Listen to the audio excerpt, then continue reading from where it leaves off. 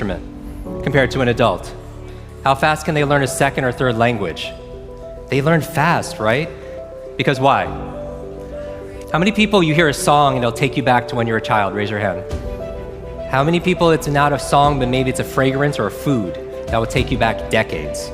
Because information combined with emotion became a long-term memory, right? Because we're not logical, we're what? We don't do things logically all the time. We do things what? Emotionally, right? Because we're not logical, we're biological.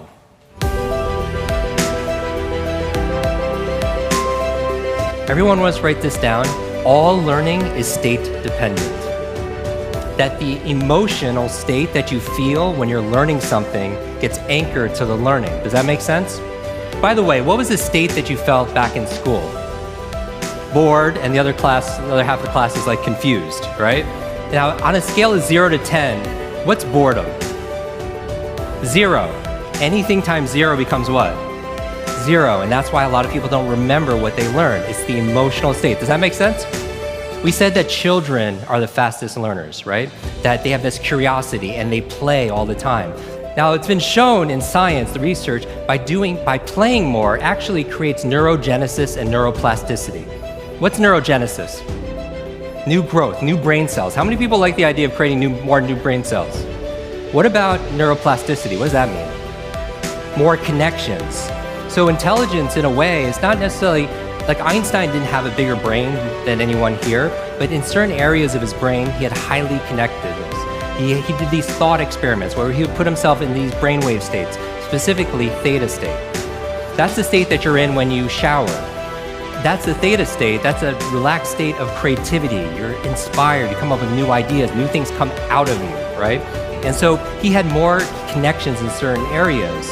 And so you could promote that by playing more. We live in an age where it's not your muscle power, it's more your mind power. The faster you can learn, certainly the faster you could earn, but not just financially, in all the areas of your life. I remember recently, I got to introduce two of my modern day superheroes. It was Stan Lee. And we're going to dinner. I remember asking Stan, I was like, I have to know, you've created all these incredible superheroes. Who's your favorite? And he looks at me without a blink, he's like, Iron Man. And then he's like, Jim, who's your favorite superhero? I was like, Spider-Man. And without a pause, he says, with great power comes, the opposite is also true. With great responsibility comes great power.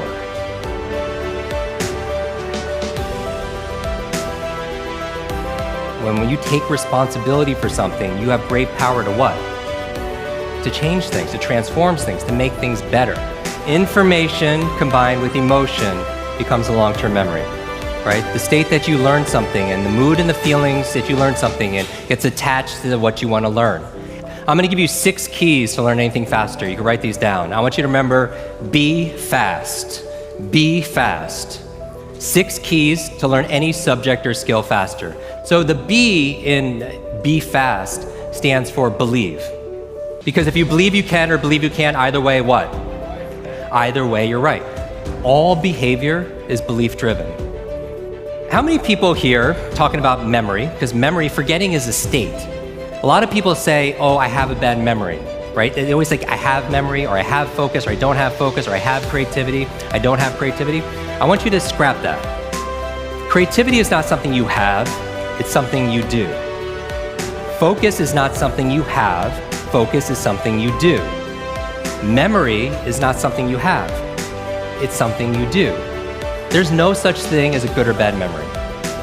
There's just a trained memory and an untrained memory. Your brain is like a supercomputer, and your self-talk is a program it will run. So if you tell yourself you're not good at remembering names, you will not remember the name of the next person you meet because you programmed your supercomputer not to. Your mind is always eavesdropping on your self-talk. Your brain cycles through different brain waves. Beta is when you're most awake. You're in beta, most of you right now. Delta is when you're asleep. Theta is right above delta. That's the state of creativity we talked about. In between theta and beta, when you're most awake, is a state called alpha. Right? It's a state you go in when you meditate.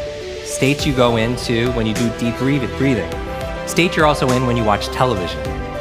Alpha state is a great state to learn in, though. There is no learning without remembering. So B is believe. Believe you can, believe you can. Now the E, I'm gonna go through these really fast, is exercise. Exercise.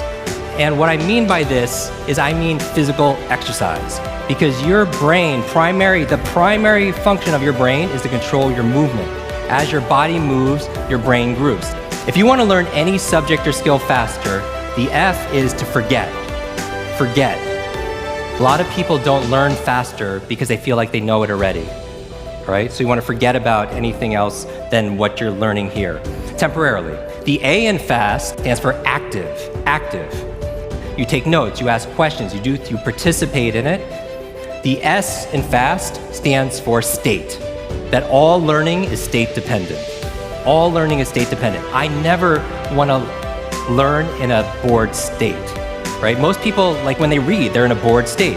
People wonder why they don't remember what they read. So control your state. Finally, the T in fast and B fast stands for teach. You learn with the intention of teaching it to somebody else.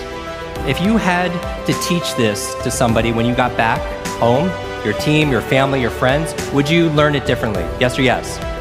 Right? So you learn with the intention of teaching to somebody else. Because when you teach something, you get to learn it twice. Let me close with this. When I got home, there was a package waiting for me. I opened up. I don't know if you could put the slide on, please. I opened it up and there's this photograph. There's a photograph of me and the entire cast of X-Men. And even better than Halle Berry and Jennifer Lawrence and everything that's on there was the note from the chairman. It said this: Jim, thank you so much for sharing your superpowers with all of us. I know you've been looking for your superhero school since you were a kid. Here's your class photo. So my question for you is this: if you could go back to that child inside of you, that younger self, and right now tell them something that they need to hear, what would that be? And if you were to go in the future, 1 year, 2 years, 5 years, 10 years ahead in the future, I believe you have wisdom inside of you. I believe you have greatness inside of you. If you were to project 10 years ahead of time and look back on this day right now, what does your current self need to hear from your future self? I have a quote that I get quoted on more than anything else. It talks about an egg and stress, that your egg is like your life, that if an egg is broken by an outside force, life ends. But if it's broken by an inside force, life begins. And all great things begin on the inside. Thank you very much.